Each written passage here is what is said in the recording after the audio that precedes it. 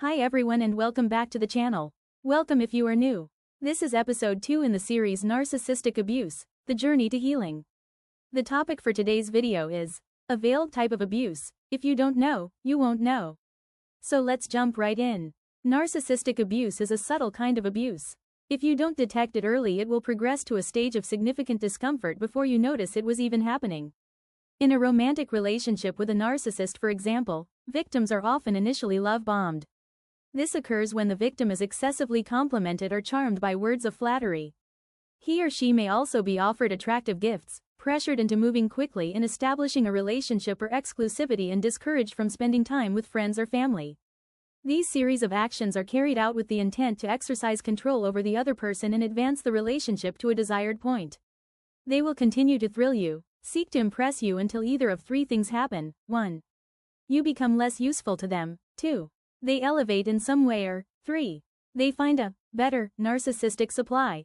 These we will term as reasons for discard. Narcissistic supply may be defined as a source of validation, enjoyment, stimulation, or provision. So, a type of narcissistic supply could be a partner who provides financial support, companionship, comfort, status, among other things. The abuse may occur early on after a solid commitment is established. It starts off very subtly and gradually intensifies. It may present as mischievous humor, friendly banter, overstepping boundaries, or restricting the other person's progress. So, let's look at the reasons for discard. 1.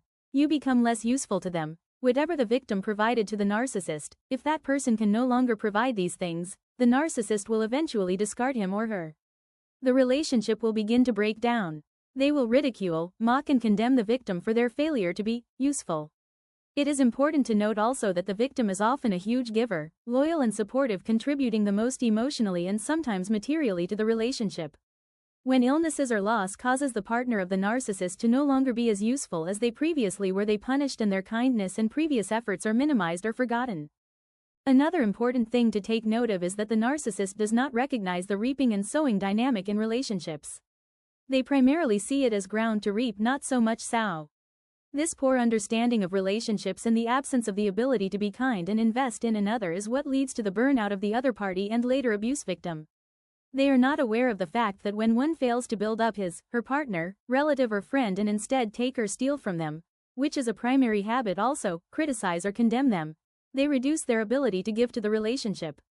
Such behavior affects their self-esteem and ability to perform or live at their best. For the narcissist, relationships are transactional. They make decisions oftentimes based on what they can get from the connection.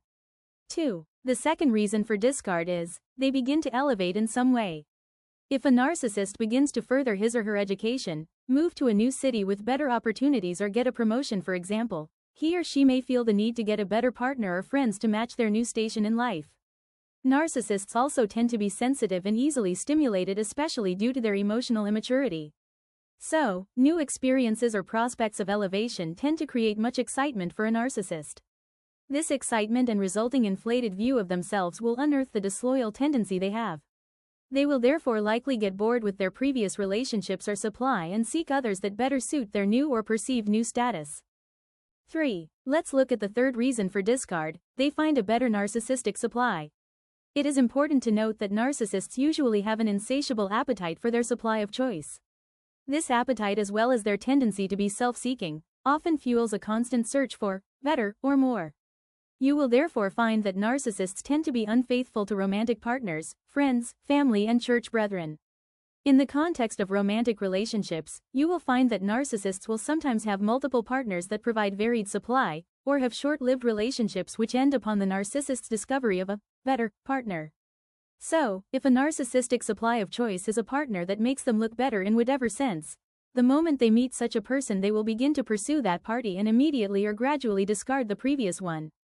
When the discard cannot happen immediately, or they choose to hold on to their existing partner until better comes, this is when the abuse begins to progress further. They might neglect the other party in various ways, show them less affection and respect, withhold finances, make snide remarks, gradually causing emotionally harm. This is also deliberately done to cause the other party to voluntarily leave the relationship. To justify their immoral or unkind behaviors, they place blame on the victim, an external party, or circumstance. If the narcissist is dishonest, lies, or cheats, he or she might say, I was seduced. How am I supposed to know that you don't have someone as well? You disrespected me, that is why I am so angry. I was offended. I am trying to advance in life, that is why I was seeking to form connections with this person or these people. Remember that there is no acceptance of blame with a narcissist, and because of this there is hardly any true resolution of conflict. The other party might eventually become deceived into thinking that they are the source of the problems in the relationship, or that they are overreacting. Additionally, victims might be told by the narcissist, external parties or society in general that the hostile behavior of the narcissist is acceptable or normal. You will hear statements such as, "It is a man thing. Women must submit, men are supposed to be macho," in the case of romantic relationships. But note this: relationships should be fair and balanced. A relationship is not dating.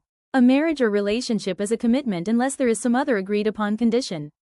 A friendship should also be safe, without competition or negative attitudes for failings or inadequacies.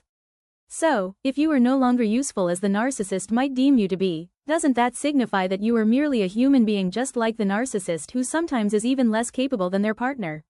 You cannot be the reason why a grown individual lies or is dishonest to you, or mistreats you.